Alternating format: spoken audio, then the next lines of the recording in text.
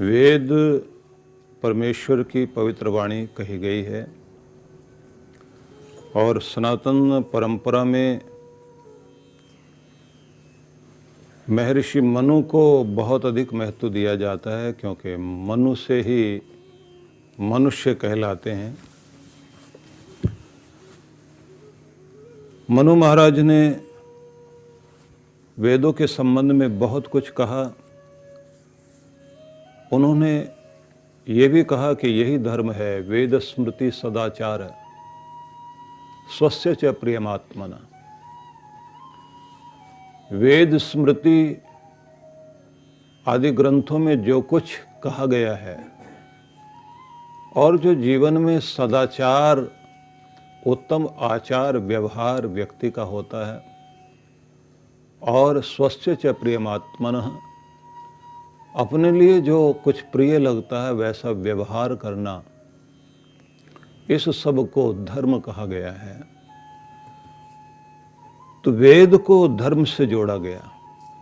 महाभारत में शांति पर्व में आता है, अनादि निधना नित्या वाग उत्सृष्टा स्वयं भुवा आदो वेदमयी दिव्या यतः सर्वा प्रवर्तय। सृष्टि के आदि में स्वयंभू भगवान ने दिव्य वेदवाणी को प्रकट किया, जिससे समस्त संसार के प्रवृत्तियां, व्यवहार, कार्य चल सकें। कहने का आशय ये है कि जैसे किसी मशीन को बनाने के साथ साथ उसे चलाने के लिए एक छोटी सी पुस्तिका दी जाती है, जिस पुस्तिका में उसके संबंध में जानकारी दी जाती है कि किस तरह से आप इसका प्रयोग करोगे, उपयोग कैसे लोगे, क्या सावधानियां बरतनी है। तो संसार बनाने वाले परमात्मा ने जब दुनिया बनाई तो उसके बाद में वेद ज्ञान दिया कि कैसे संसार में रहना है, कैसे जीवन जीना है, कैसे व्यवहार करना है, और कैसे अपने जीवन के उतार चढ़ाव के बीच संतुलन साधना है, और किस प्रकार से आवागमन के चक्र से छूटकर अपने जीवन का कल्याण करना है। तो इस सब तरह के संदेश जिस पुस्तिका के माध्यम से दिए गए, उस पुस्तिका का ही नाम वेद है। वेद विद ज्ञाने विद लाभे विद विचारणे, जिससे लाभ होता है।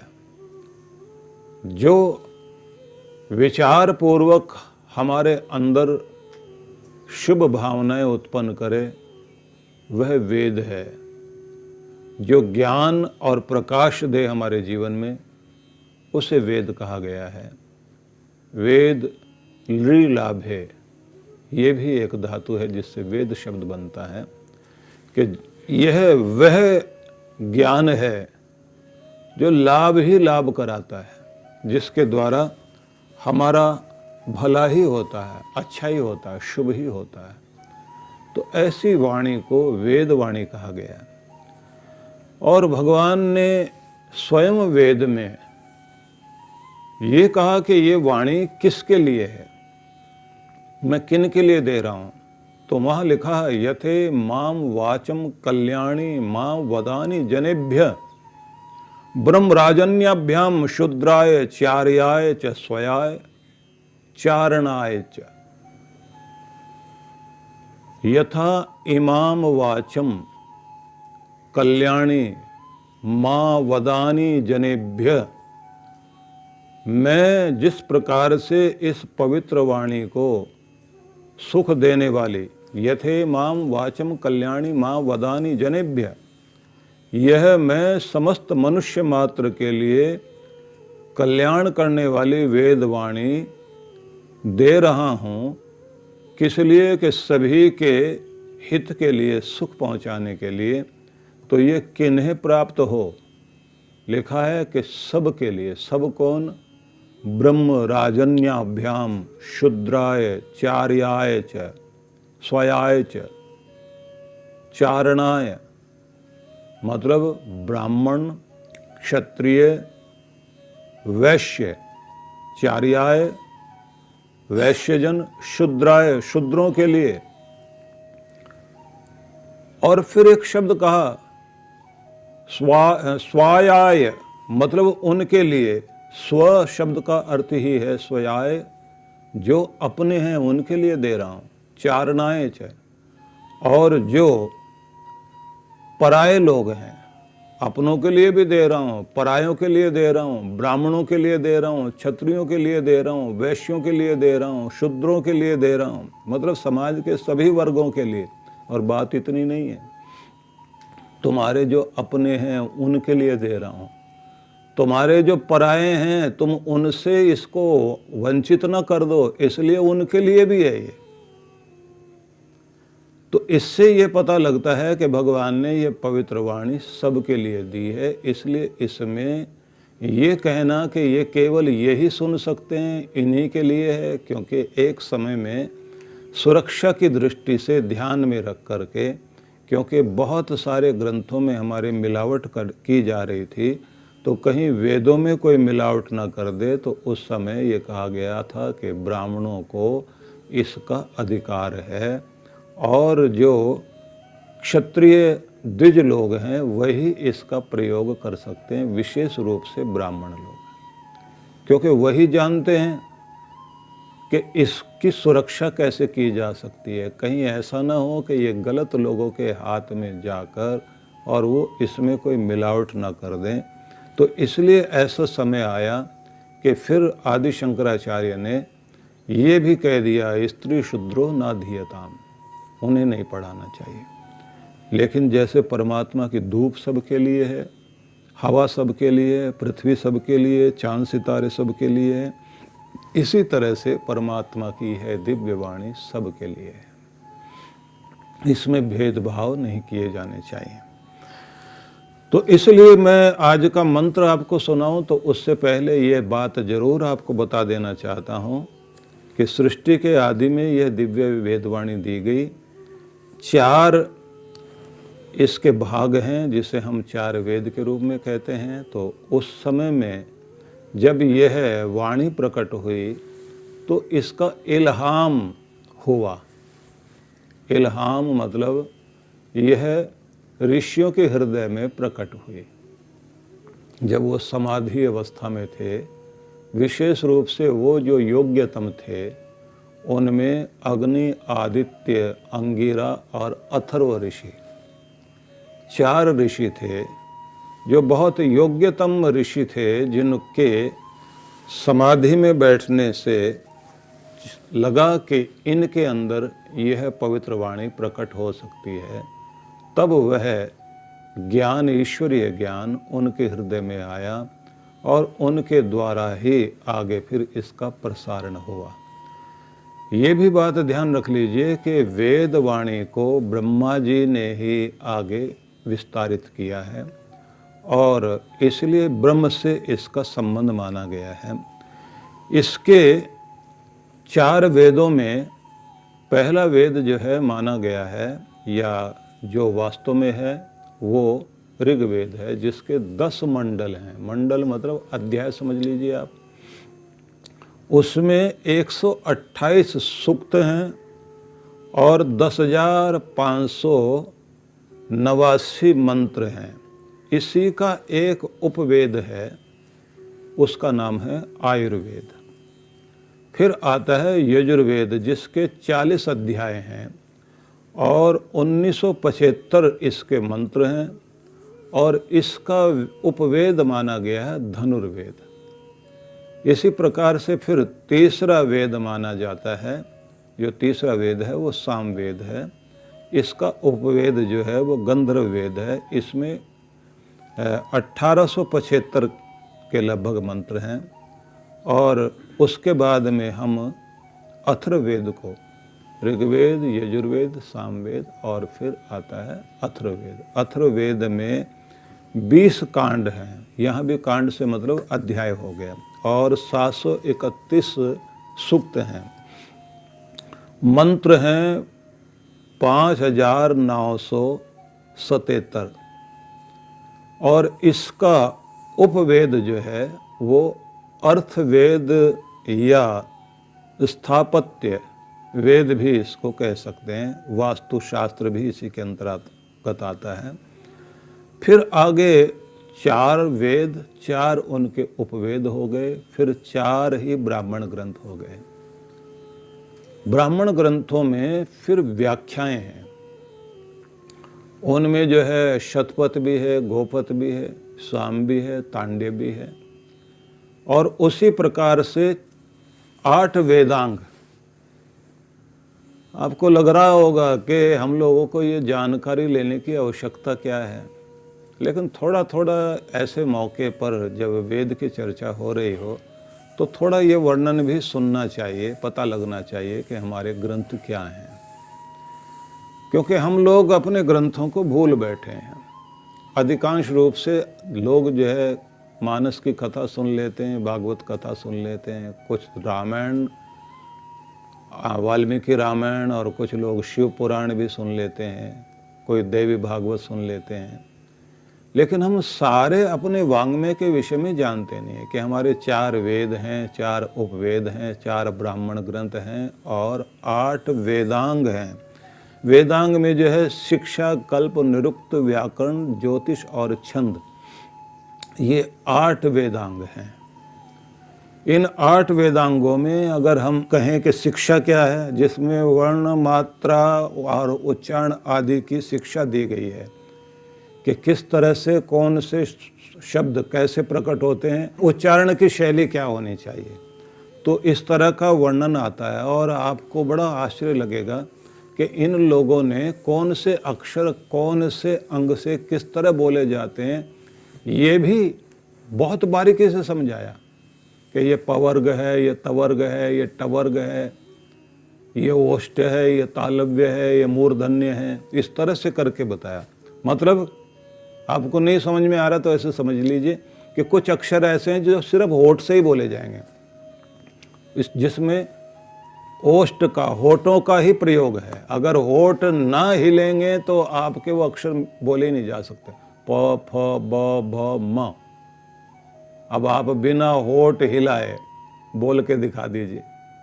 प बोलना हो तो होठ खोल के, पूरा मुंह खोल के प बोल के देखे, कोई नहीं निकलेगा मुंह से। तो ये कहते हैं ये पवर्ग है। फिर वो कहते हैं अब ये दंत अक्षर बताते हैं जो दांतों के प्रयोग से बोले जाएंगे, जहाँ जीभ जाके दांतों पर काम करेगी। त, थ, द, ढ, ढ, ये जो आप बोले ना, त, त, थ, अब यहाँ जीभ जो है वो दांत के पास जाएगी तभी बोली जाएगी। तो ऐसे ये ओष्ठ हैं, ये कंठ हैं, कंठ से बोले जाने वाले। फिर ऐसे मूर्धन्य, मूर्धा से बोले जाने वाले। फिर ये तालव्य हैं, तालु से बोले जाने वाले। तो ज़्यादा व्याख्या ना हो जाए, अपने यहाँ बड़ा प्रयोग किया गया और ऐसे भजन बना लिए गए कि जिसमें पूरा भजन आप बोल लीजिए और उसके बाद आपके होठ जो है, मुंह पूरा खुला ही रहेगा, होठ जो है वो मिलेंगे ही नहीं। वो बड़ा प्रयोग किया। तो ये सबको अलग अलग ऋषियों ने इस पर काम किया। इसमें जो है नारद ऋषि ने जो है नारदीय शिक्षा लिखी और पाणिनि ने जो है वर्णोच्चारण शिक्षा इसमें दी है। इसी प्रकार से अगर हम देखें तो पराशर महाराज ने भी इस पर काम किया, तो उनकी पराशरी शिक्षा भी मिलेगी आपको। वर्ण रत्न प्रदीपिका आदि जो है इसके अंतर्गत मिलती है। ऐसे बहुत सारे कुछ ग्रंथ प्राचीन काल से चले आ रहे हैं जो जिनको शिक्षा कहा गया है। तो ये वेदांग हैं। तो कैसे आपके ग्रंथ हैं, तो आगे व्याख्या नहीं करते, फिर कल्प आते हैं। कल्प ग्रंथ वे हैं जो वेद विहित कर्मों का क्रम अनुसार प्रस्तुत करने वाले जो शास्त्र हैं उनको कल्प कहा गया है। और ये भी 4 हैं, लेकिन आप लोग फिर जो है बहुत ज़्यादा चक्कर में ना पड़ जाएं, तो या तो मैं रोकूं या फिर थोड़ा सा जानकारी दे दूं, क्योंकि अभी सुनने वालों में विद्यार्थी भी बैठे हुए हैं, तो उनको थोड़ी सी जानकारी हो जाए। तो ये भी 4 हैं। इनमें जो है स्रोत सूत्र हैं, गृह सूत्र हैं, धर्म सूत्र हैं और शुल्व सूत्र हैं। इन्हें आप कल्प के अंतर्गत मानते हैं। अब आप समझ लीजिए कि स्रोत सूत्र जो हैं वे हैं जिनमें वेद के कर्मकांड और यज्ञ विधियां बताई गई हैं। गृह सूत्र वो हैं जो हमारे जन्म से लेकर मरण पर्यंत जितने भी संस्कार होते हैं उनके संबंध में जिनमें बताया गया है, तो वो हो गए गृह सूत्र। फिर आते हैं धर्म सूत्र। धर्म सूत्र वह हैं जो सामाजिक नियम निभाने के लिए जिसमें आदेश दिए गए हैं, तो वो धर्म सूत्र हैं। फिर एक आता शुल्व सूत्र। शुल्व सूत्र वे हैं जिनमें आपको यज्ञ वेदी का माप, शुल्व नाम जो है ना वो धागे का होता है जो मापने के लिए प्रयोग किया जाता है। वो खास तौर से यज्ञ वेदी के लिए प्रयोग किए जाते थे कि इस तरह से नाप के, तो कमलाकार, गोलाकार, ऐसे षडकोण वाली आकार वाली यज्ञ वेदी बनाना, ऐसे हवन कुंड बनाना, तो उनको जो है सूर्यकार, चंद्राकार, ऐसे अलग अलग तरह की वेदियां बनाई जाती थी। इससे पता लगता था कि हमारे यहाँ जो एक जैसे इंजीनियर काम करते हैं तो हमारा आर्किटेक्ट कैसा था, आर्किटेक्चर पर किस तरह से हमारे लोग काम करते थे, हमारी जो है वास्तु शास्त्र जो हमारा है वो अपने आप में एक बहुत बड़ा था। तो शिक्षा, फिर हो गया कल्प, और फिर हम कहेंगे तीसरे नंबर पर व्याकरण। तो पाणिनि और कात्यायन आदि ने, पतंजलि ने व्याकरण पर काम किया। उसके बाद में चौथे नंबर पर आता है निरुक्त। निरुक्त जो है वो वेदार्थ ज्ञान के लिए पद संग्रह जो है उसको निरुक्त कहते हैं। निघंटु नाम का हमारा शब्दकोश है संस्कृत का। तो संस्कृत के शब्दकोश में उसकी जो भूमिका समझ लीजिए आप, उस भूमिका में जो पद संग्रह दिया गया है वो निरुक्त है। और निरुक्त का मतलब ये है कि अगर वेदों को समझना चाहते हैं तो निरुक्त के आधार पर ही समझा जाता है, इसलिए निरुक्ति की जाती है। जब तक निरुक्ति नहीं करेंगे तो किसी भी शब्द का ठीक ढंग से आप लोग अर्थ नहीं निकाल पाएंगे। तो इसलिए वेद के शब्दार्थ के लिए निरुक्त को ही प्रमाण माना जाता है। आप लोगों को थोड़ा कठिन लग रहा होगा कि आज मैंने ये कौन सी चर्चा शुरू कर दी, लेकिन आप लोगों के लिए बताना भी जरूरी है कि आपके यहाँ 8 वेदांग है। उसके बाद आ जाता है छंद। छंद में जो है वेद ही छंदोबद्ध है, उसमें मुख्यतः 7 छंदों का प्रयोग किया गया है। इसमें आप लोग गायत्री, उष्णीक, अनुष्टुभ, बृहति और जगती छंद, बच्चे बहुत अच्छे से जगती छंद गाते हैं तो गाने में सुंदर लगता है, अच्छा लगता है। विराज और त्रिष्टुभ, ये जो है 7 छंद हैं जिनमें वेदों के मंत्र जो है आपको मिलते हैं। तो कविता का अपना एक ढंग है। छठे नंबर पर आता है ज्योतिष। ज्योतिष में जो है वो हमारे अंक ज्योतिष का वर्णन आता है कि ये वेदांग का ही हिस्सा है, जिसमें मुहूर्त, चंद्र, नक्षत्र आदि की गणना करना और उसके अनुसार जो है कौन से नक्षत्र में, किस समय में, किस स्थिति में, कब किन मंत्रों का पाठ करते समय यज्ञ आदि किए जाने चाहिए। तो ऐसे जो है ये हो गए आपके जिसे कहेंगे वेदांग। और अगर आगे चले जाएं तो फिर उपांग भी हैं। वेदांग हो गए, फिर उपांग हो गए। उपांग में आ गए आपके षड दर्शन। जैसे योग दर्शन आपने सुना है तो वो उनके ऋषि जिन्होंने वो लिखा है उनका नाम है पतंजलि। फिर आप जो है दूसरा दर्शन पढ़ते हैं, हमारी जो फिलॉसफी है न्याय दर्शन, उसके ऋषि थे गौतम ऋषि। इसी प्रकार से सांख्य दर्शन ये कपिल ऋषि ने, कपिल मुनि ने। ऐसे मीमांसा दर्शन, इसको लिखने वाले जो है इसके ऋषि थे जैमिनी, मीमांसा के। फिर वैशेषिक दर्शन, इसको पर पूरा जीवन लगाने वाले महर्षि कणाद। और इसी प्रकार से उत्तर मीमांसा जिसे कहेंगे वेदांत दर्शन, कृष्ण द्वैपायन, वेद व्यास वादरायण जिन्हें कहा जाता है। तो इस प्रकार से ये हमारे उपांग हो गए। अब आगे और ना बताते हुए सार बता देता हूँ आपको। सार ये हो गया कि आपके वेद 4 उपवेद, 4 ब्राह्मण ग्रंथ, 8 वेदांग हो गए, 8 इसके 6 उपांग हो गए, मतलब जिसको षड दर्शन कहते हैं। कुछ लोग षड को षड न बोल के खड बोलते हैं, तो खड दर्शन।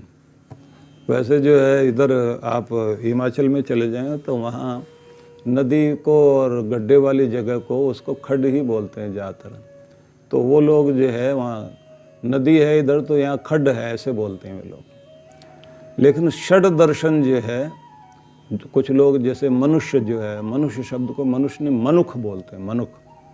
तो क्योंकि व्याकरण में ये दोनों चीज़ें चलती है, श को श भी बोला जाता है और ख भी बोला जाता है। तो उसको आप दोष नहीं माने, बल्कि कई बार दोष वो हो जाता है जो बेचारा ठीक उच्चारण नहीं कर रहा होता। लेकिन ये बात वैशेषिक दर्शन में कही है, बुद्धिपूर्वा वाक्य कृत्रि वेदे, कि वेदों में जो भी कुछ आपको मिलेगा वो बुद्धिपूर्वक, मतलब तर्क लॉजिक के आधार पर हर चीज आपको कसौटी पर कस सकते हैं। इसलिए वेदो अखिलो धर्म मूलम, ये मनुस्मृति में मनु महाराज ने कहा है।